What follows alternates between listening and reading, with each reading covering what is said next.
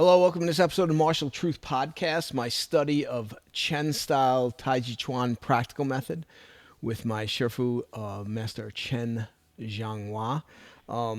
Before we get on to that, we had the live class last Sunday.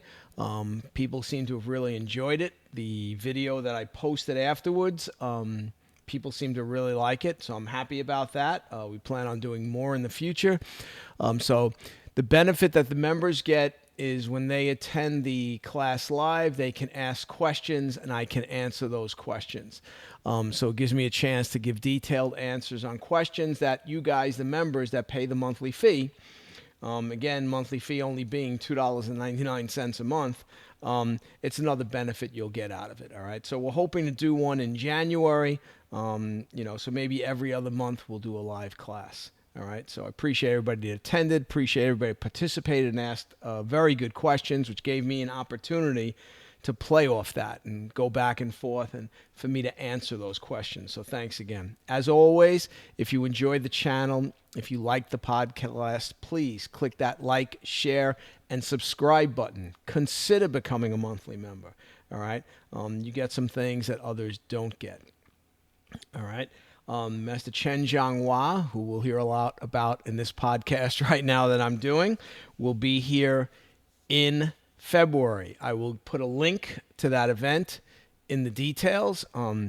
If you want to have a chance to be on the floor with one of the most impressive martial artists you'll ever experience, I strongly suggest you try to attend, either here or in New York. So he'll be in New York and then Arizona, all right?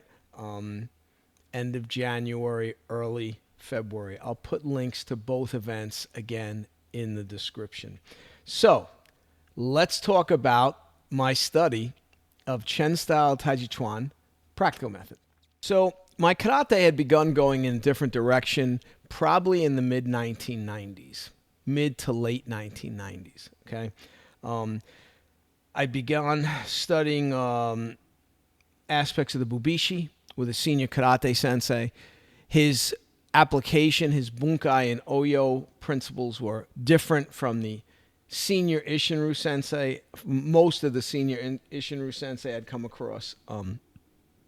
So my karate started going in a little bit of a different direction.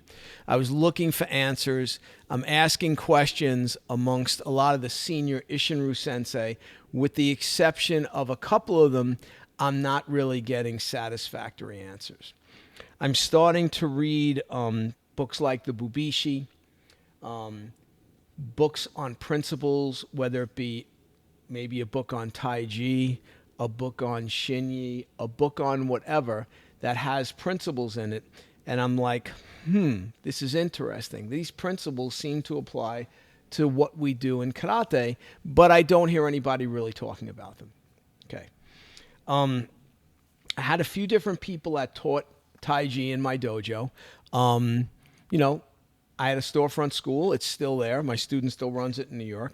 You're always looking to save money, right? I mean, having a storefront in New York City at first, and then in Long Island, very expensive. So I would rent the space. I had a guy taught Aikido there for a few years. We had cardio kickboxing for a while. I had a yoga teacher that taught there for 20 years. It was great, all right? And I rented to a few different Taiji instructors. And to be honest, I would go down and watch every once in a while. They were renting the space. I wanted to see what was going on. I was not really impressed from a martial arts standpoint. Just wasn't. Simple as that. So then didn't have anybody doing Taiji. I was approached to have someone come in and teach a Taiji class. They came in, I spoke with them, and okay, we started up. So what had happened was I had been in Japan, and I was studying at a Jodo dojo, and one of the students there, Minoru Hoshino, was a senior practitioner of Chinese martial arts. Had an excellent pedigree in both Qigong and Chen-style Taijiquan. So I had begun training with him in Japan just to try the Qigong, just to try it. I was getting older. I was looking for some practices that might benefit my health more as I got older, all right? So Hoshino Sensei was the first person where I really took more of an interest and more of a deep dive into Chinese martial arts. He came to New York for 10 days. We had a great time. All right, the last day or two, he showed us some other stuff. And I was like, okay, well, what's this? And he said, oh, this is Chen Taiji. I was like, oh, okay, right. So fast forward, another guy comes in. He rents the space. He's not doing practical method. He's doing Hunyan Taiji, which is a style of Feng Zhejiang that he had created. And again, if I'm mispronouncing the Chinese names, please don't get angry with me, all right? It's my Brooklyn, New York cop, New York accent, all right? And the pronunciations are sometimes very difficult. So if I'm mispronouncing it, let me apologize right now, okay? So he comes in. I decide to start training with him. I'm learning the Hunyan. I learned the Hunyan 24. Master Feng's daughter comes in at one point. She's very complimentary of my Hunyan 24, but I'm only training about 6 months at that time. So then he says to me, hey, I'd like to bring my teacher in. Refers to him as Joseph Chen. He's really good at the fighting aspect, but I only have you. I only have the one student. Do you think you could bring your karate guys? So, of course, my first question was, well, how expensive is it going to be, the whole 9 yards? It turned out to be quite reasonable. So I told all my karate guys, come on in. About 25 of them came in. And as I've said in the past, I'm the living example of when the student's ready, the teacher appears. So this other Taiji instructor brings Master Chen into my school, walks him in, and we get introduced. And he walks over, extends his hand, says, hi, I'm Joseph. I said, hi, I'm Mike, right? And we started the workshop. And, you know, he realized he had a bunch of karate guys standing there. They were all pretty serious, hardcore, a lot of them black belts. So, you know, he started showing us stuff. And in a very short amount of time, when I saw him move, I realized, oh, wait a second. This is that principle that they talk about in the book. Or this is that principle that other teachers mentioned to me. But the other teacher couldn't really do it physically. Now it's being done in front of me. Now I can clearly see that principle. And I'm like, whoa, wait a second. How's he moving like that? So we start using different people in the room to demonstrate things on. The power is incredibly impressive. The ability is impressive. And again, I got to be honest, I'm rather excited. I'm like, okay, look at this. This is pretty impressive. And then, you know, at one point I said to him on a break, I said, Master Chen, I said, I got to tell you, I really love this Taiji stuff. But, you know, if a police officer walks in, I kind of got to push him towards karate and jiu-jitsu because the Taiji is harder. It's harder to get an understanding of it, to use it in a confrontation. And these guys that come in, they may need to use something I teach them the next night. And he goes, oh, no. If I was only teaching fighting, I would teach like 5 or 6 techniques and just drill them over and over to get the guy really proficient at it. So I understand where you're coming from. Yeah, Taiji, to acquire the skill is more difficult. It's very difficult. And, you know, I understand where you're coming from. I said, okay. So we did that first workshop. It was great. At that point, we started bringing Master Chen in probably twice a year. So twice a year. So this is 1998, I believe. And we start bringing him in twice a year to New York in 1998. Again, New York is the longest running practical method workshop there is. Okay, it's been going on for forever. There may be a couple in Canada that are running longer, but in the States, New York is the longest one. Twice a year for a long, long time. Now we only have Master Chen once a year. He's become very busy, traveling all over the world, teaching Taiji. So I began my study then. It was continuing with the Hunyan Taiji. So then, I think in 2001, I'm not sure, early 2000s, Master Chen decides to host Hunyan World. And me and 3 or 4 of my guys fly up to Canada. We attend that workshop. Another master is there by the name of Lianju, very well-known master in China, also in the Chen style Taijiquan practical method lineage of Hongzhong Shen. So both Chen Zhonghua and Lian Zhu, both in that lineage. Currently, Chen Zhonghua is the international standard bearer for the Hongzhong Shen lineage of Chen style Taijiquan, and Lian Zhu is the Chinese standard bearer. Okay, so they're Taiji brothers, and I was lucky. So I did the 24, the Hunyan 24, in front of Master Li and Master Chen. Master Li didn't speak English. He was complimentary, but he made some corrections, and then he said to Master Chen he should learn the Yilu. Okay. I walk off. I don't even know what the Yilu is. Again, I'm just now starting to get into the Chinese arts. I'm not clear on a lot of things. I'm probably still not clear on a lot of things. Anyway, I started learning the Yilu then. But at the time, I didn't understand that the Yilu came from a completely different style of Taijiquan. So we started learning the Yilu. I forget how many we learned. And then I was given a DVD and told to go back to New York and teach myself the rest of it. And then Master Chen would correct it. Okay.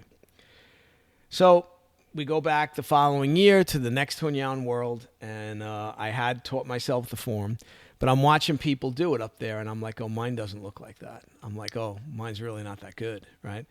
So then Master Chen says, okay, let me see what you got. And I do my Yilu, and he goes, oh, that's pretty good. And I go, not really, Shifu. I'm looking at your guys, and I don't look like them. He says, no, for learning it from the DVD, that's very good. And he made a joke. He says, oh, I'm going to have to start charging more for the DVD. And we all had a good laugh at that. And he began to correct me on the Yilu.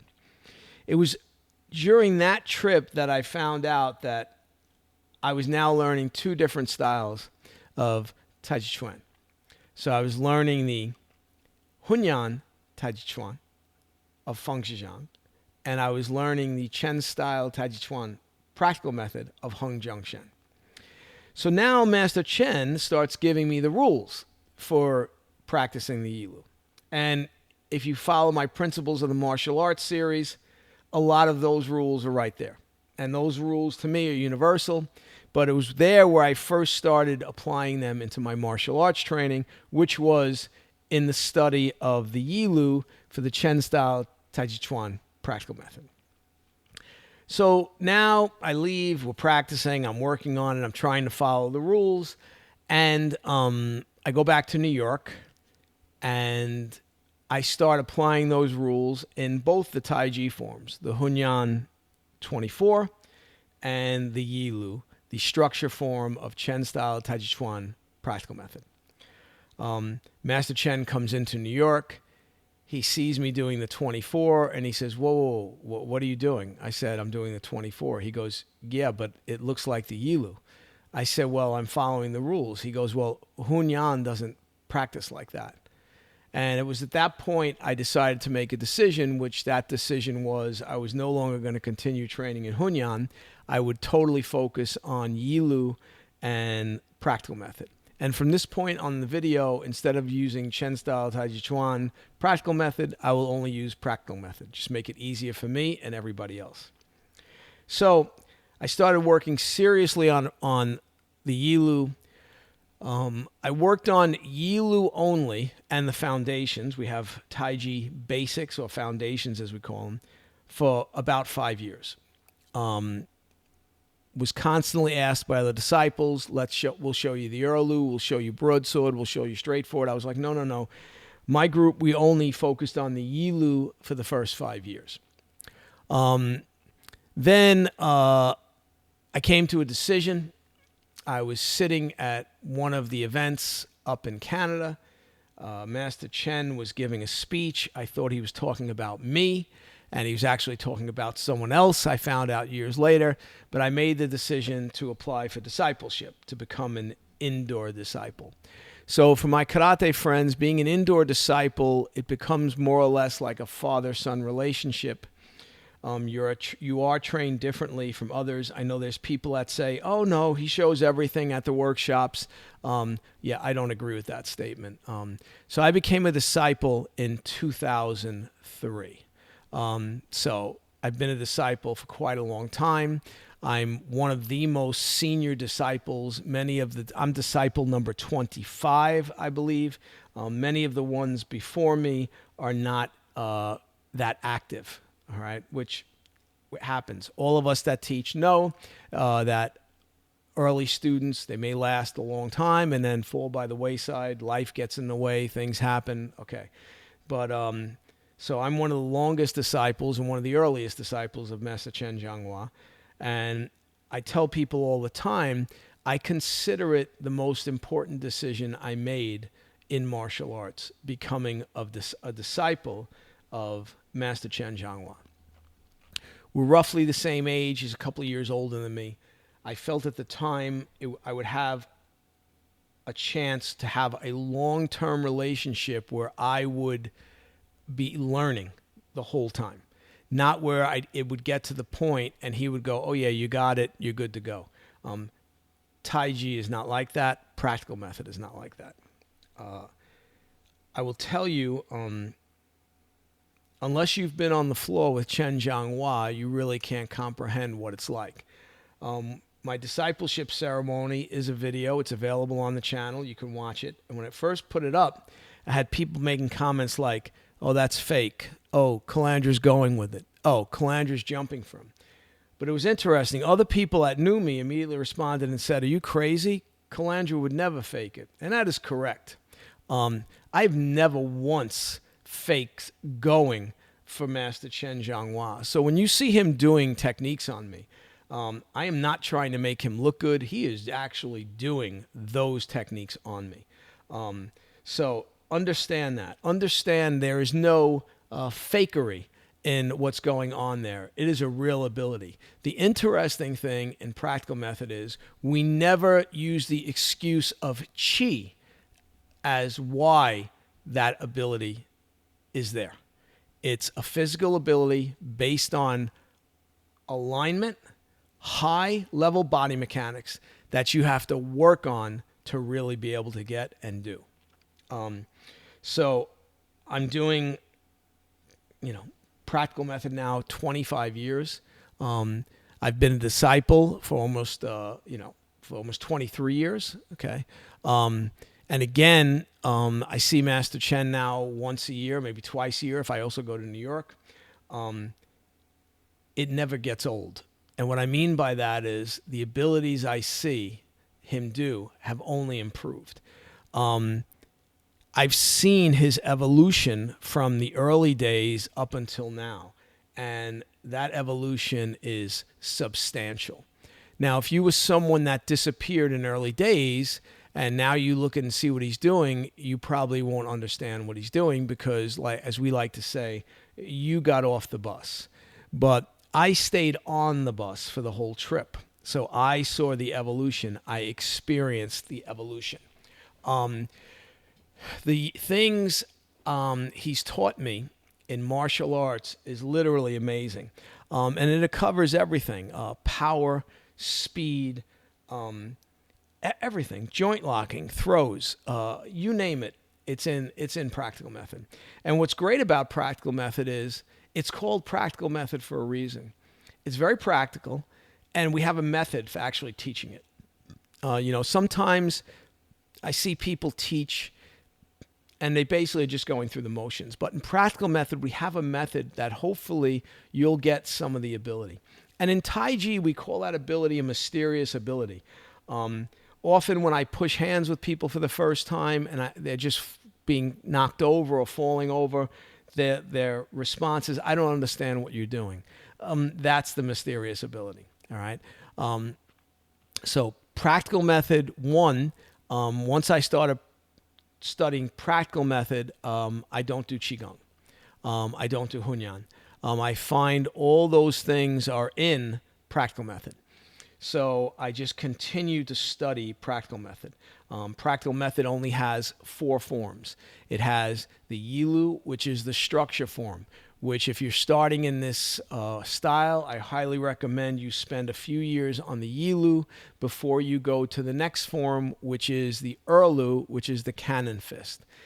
So the structure form builds your structure, although every move in the form has a pretty scary fighting application and multiple applications. That's the other thing.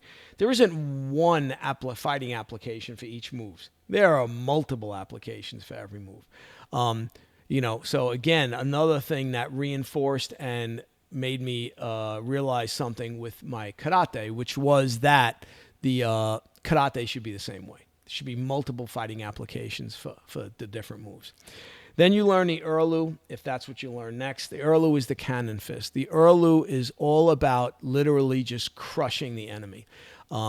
It's fighting. That's what it is. However, if your structure is poor, your Urlu will not be very good. Okay, so that's why we emphasize really getting a strong foundation in the Yilu and the Taiji foundations, so that when you learn Urlu, you're still able to maintain your structure, even though the moves are very dynamic, okay, very dynamic, and you're issuing power constantly in that form. Then we have the broadsword, and we have the straight sword. Again, we do those because they work the body. Again, you're swinging a sword. It's very physical. Both forms are pretty athletic. Personally, I enjoy the broadsword more than the straight sword, but I like them both. I practice them both. As far as the system is concerned, the two empty hand forms are the important forms. The broadsword and the straight sword are kind of extra forms we practice, but they're not as important as the Yilu and the Urlu. Okay. The things that I've learned in practical method far surpassed anything I've learned in any of the other arts I study. Now, if you're sitting there going, oh, Calandra, but you're doing this art longer than that, you're doing this art longer than that, yeah, that's great. Okay, but I'm just telling you that the teachings of Chen Zhonghua are beyond what most everybody else is teaching. The teachings of Chen Zhonghua have improved all my other martial arts. All my other martial arts. Dramatic effect on my karate. Affected my kobudo. Affected all the arts I do. Jiu-jitsu. And I'll give you an example. One of my black belts in jiu-jitsu hadn't been training for about a year. Again, things happen, right? And he walked in the class one night, and I was teaching the class, and I was demonstrating something, and I walked over to shake his hand and say, how you doing? What's going on? And he looked at me and he goes, Sensei, what was that? I said, what do you mean? He goes, the way you're moving. I've never seen you move like that.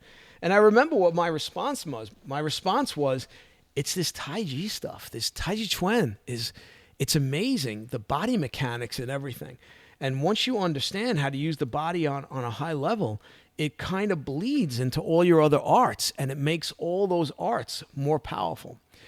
So when you see that I'm trying to bring the Chinese principles into my karate, there's a reason for that. Because, again, I think they were there originally, and I think as karate's gone more and more in the direction of sport, they've lost. They don't need those things. But we still have that within the practical method. So as far as the arts I've chosen to study, I would have to say this is the most important.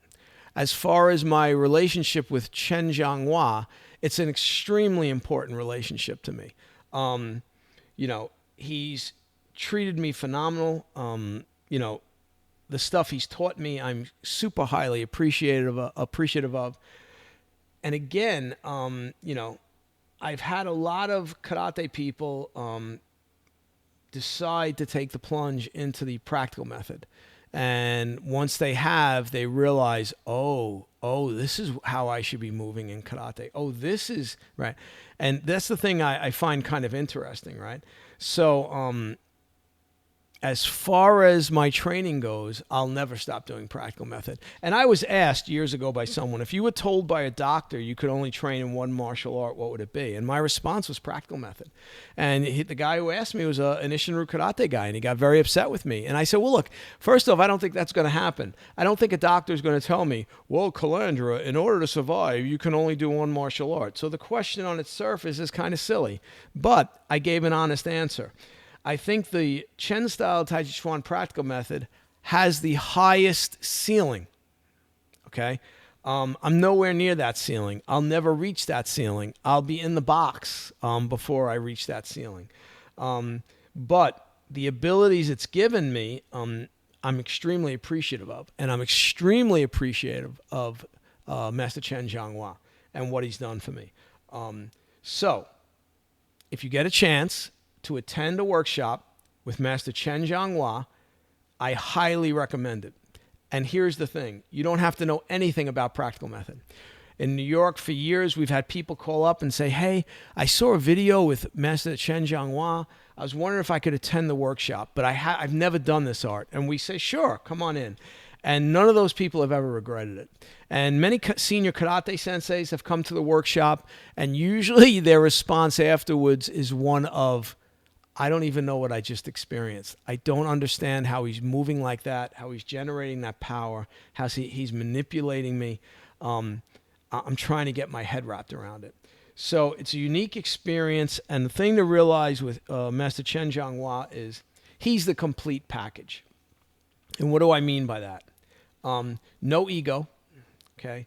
Very humble, highest level of physical ability in martial arts I've ever seen. And I've been around, okay? His ability, I've never seen someone else that has that type of ability, okay? I refer to him as a 100-year guy, all right? And again, a phenomenal instructor. So, my journey in this art continues. It will continue, as it will in the other arts I train in too. But I wanted to touch on this one because, like I said, it's had such a profound effect on all the other arts I do that I wanted to really talk about this one, and maybe hopefully it'll generate some interest in some of my other karate friends and kobudo friends and jiu-jitsu friends to explore this. All right. It will be well worth your while. And I tell people too, even if you just attend a workshop and get to experience Master Chen Zhonghua, for a couple of days, it's a great experience. I've never had someone that came in, just did a workshop, and then didn't continue the training, just experienced the workshop. I never had someone say to me, that was a waste of time. I regret that. It's always the opposite. Oh my God, this was great. Several people in New York who don't do Taijiquan, they come every year when he's there. Okay, they come, they attend the workshop because they say it's just amazing to be on the floor with him. So I'm going to close with that. Appreciate all you guys. Please click that like, share, subscribe button. All right. Consider coming to one of the workshops. Last weekend in January in New York. First weekend in February in Arizona. All right. I'll put links to both of them in the description. And I'll see you in the next podcast. Take care.